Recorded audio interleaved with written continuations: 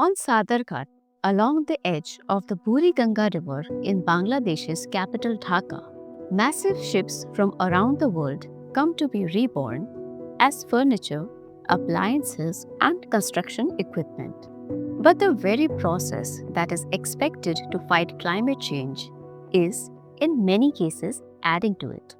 Shipbreaking is estimated to contribute $2 billion to the country's economy, making it a lucrative industry that provides employment to thousands of workers.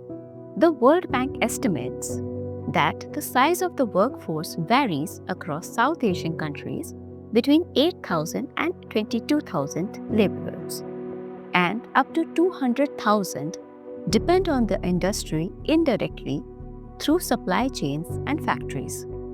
Ship recycling powers a vast network, from re-rolling mills and steel factories to second-hand shops that sell furniture, machinery, and spare parts.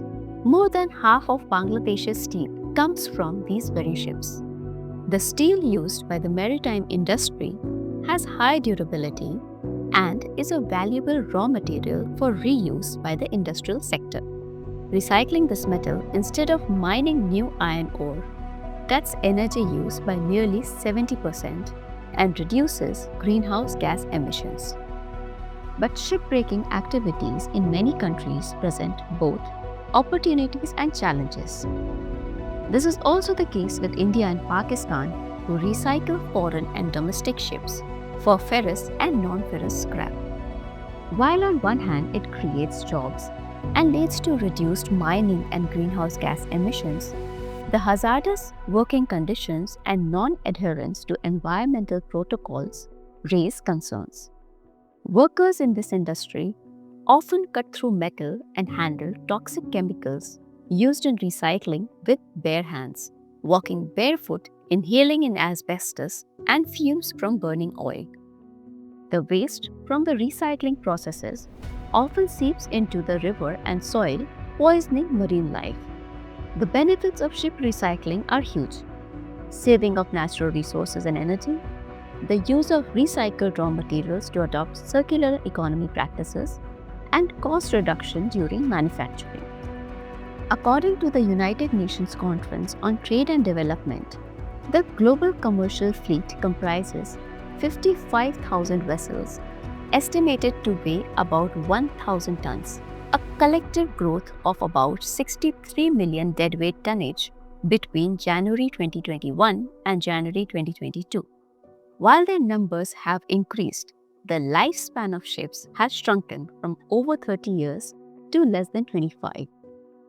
Thus, it is estimated that the global demand for ship recycling will increase by 10% annually between 2020 and 2036. South Asian countries are coming up with their own policies and signing MOUs with international organizations to make the industry safer and more environment friendly. Norway committed to $1.5 million as part of the agreement with the International Monetary Fund for improved ship recycling in Bangladesh to support Phase 3 of the project on safe and environmentally sound ship recycling in Bangladesh in 2020. In 2021, the Indian Finance Minister stated that the capacity of ship recycling would be quadrupled by 2024.